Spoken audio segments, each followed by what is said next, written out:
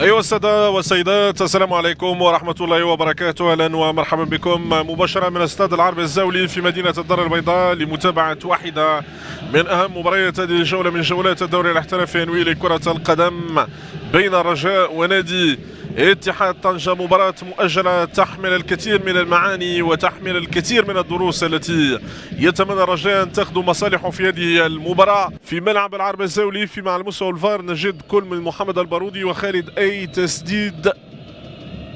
فيما الضفة الأخرى قوة الاتحاد في مدى جايزية ثنائي خط الهجوم جواد الغبرة، واحد من أفضل مهاجمي البطولة الوطنية، والحراق باعتباره واحد من الأسماء اللي تفرض وجودها في الخط الأمامي للاتحاد طنجة. تنطلق هذه المباراة يا سادة. التغطية فوزي عبد المطلب لوليد بن شريفة، هلال الطير الذي واجه الفريق الذي كان له الفضل في دور اسمه كمدرب في بدايته مع محمد فاخر. وليد هو من سيتكفل بتنفيذ وليد يسدد لكن بعيدا من وليد عن مرمى مادي الأحرار. من سيتمكن من بلوغ الانتصار في واحدة من أهم مبارياتهم في البطولة الوطنية. صابر بوكرين يمر بالعامري ينقلب العامري، وتدخل من أمين الوعد. حسن انفعال في الكرة الماضية، كان تحول بشكل ممتاز جدا. صابر بوكرين تمريرة بالمقاس بالعامري، كان يبحث عن تمريرة ليوصل النجاري لكن الواسطي عنده عبد الحميد مع علي، فضل انه يلعبها لزكريا كياني يلقى الدعم من عبد الحميد. مشى عبد الحميد والقائم يمنع العارضة، تمنع الهدف الأول للاتحاد. كورة عبد الحميد مع علي عبد الحميد كان بإمكانه أن يسدد الهدف أو يسجل الهدف بعدما ارتدت الكرة من أقدم لاعبي الرجاء، اصطدت بأحد اللاعبين. هي ثالث إمكانية للاتحاد في هذه المباراة. كرة من علي الحراق في منطقة الجزاء، مرت من أمام وليد بن شريفة. وليد كان يلاحق الهدف لكن مرت من أمام لاعبي الرجاء. كان خطأ على حارس المرمى مادي الأحرار في الكرة الماضية. بيكورو تعود كرة من بلالي نحو فوزي عبد المطلب، بالسلمة الكرة من غابرة. عبد الحميد مع علي للحراق، والتغطية تعود من جديد من جواد. استلام الكرة عبد الحميد، يسدد عبد الحميد لكن بعيدا عن مرمى الحارس مادي الأحرار. اللاعب الدولي الذي تابعناه في مونديال الناشئين في اندونيسيا يلعب لاتحاد طنجة، ينال عندهم المؤهلات فرديه محترمه جدا. شوف طريقه استرجاع الكره من جواد الغابره، مشى من جديد جواد امام 4-5 لاعبين. ماذا سيفعل جواد والتسديده والتدخل من مادي الاحرار مره اخرى. تصدي لتسديده جواد الغابره من مادي الاحرار.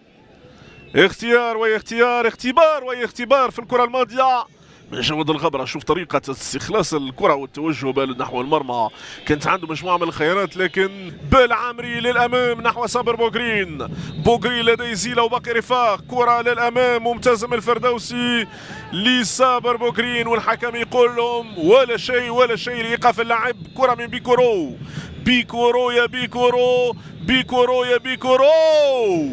يسدد بيكورو بعيدا عن مرمى الحارس امين الوعد.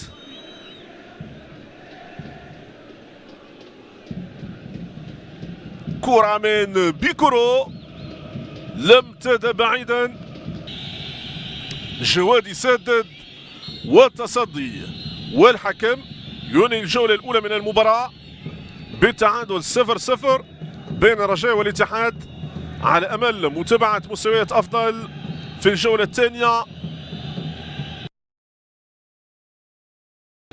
فيما حفيظ عبد الصادق يحاول تدبير ما يتوفر عليه من اختيارات على مستوى خط الهجوم، إطلالة على البنك البدلاء.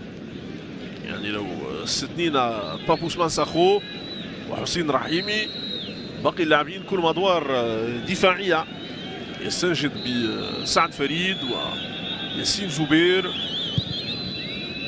تنطلق الجولة الثانية من هذه المباراة بين الرجاء والاتحاد. رجاء بعيدا عن مستوياته المعهودة، رجاء الذي يلعب مباراة أكيد أنه واحدة من الأسوأ مباريات وأسوأ الجولات اللي لعبها في البطولة الوطنية.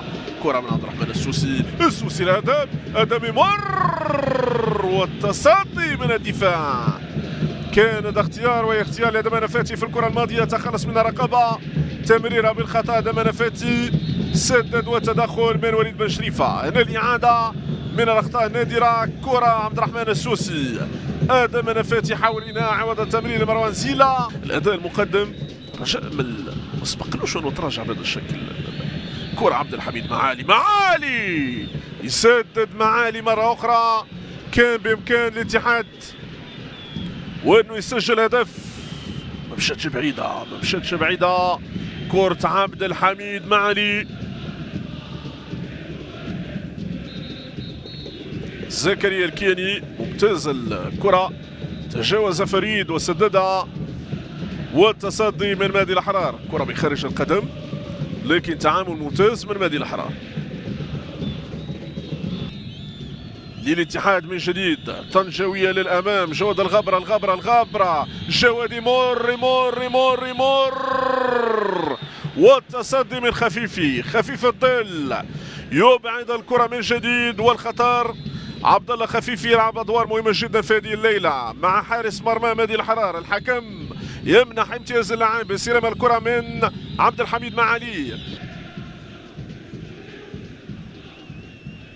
كره محسن متولي، فوزي عبد المطلب، والمتابعه الطنجاويه من الطرف الايسر. ممتاز استخلاص الكره للاتحاد محسن متولي والهدف الاسيست متولي والجول للبقالي، الاسيست لمحسن والهدف للبقالي. تتغير النتيجه السادة في هذه المباراه.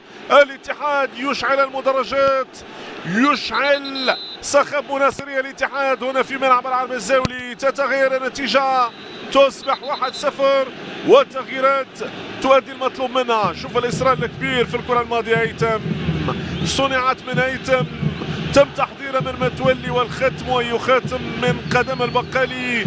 3 تغييرات في ظرف ما يقارب الدقيقة. بالعمري من الطرف الايسر، نقل الكرة والخطورة في القائمة الثاني، والهدف من عبد الكريم بعدي يبعد الخسارة عن الرجاء في آخر ثواني هذه المباراة. تصبح النتيجة السادة 1-1. كرة من الطرف الايسر والظهير الايمن عبد الكريم بعدي يسجل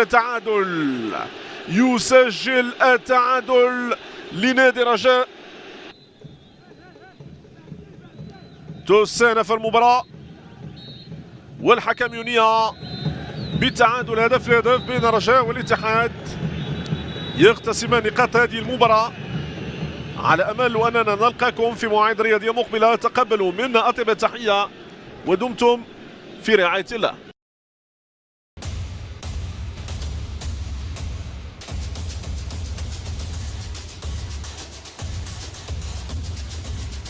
شكرا لكم على حسن المتابعة.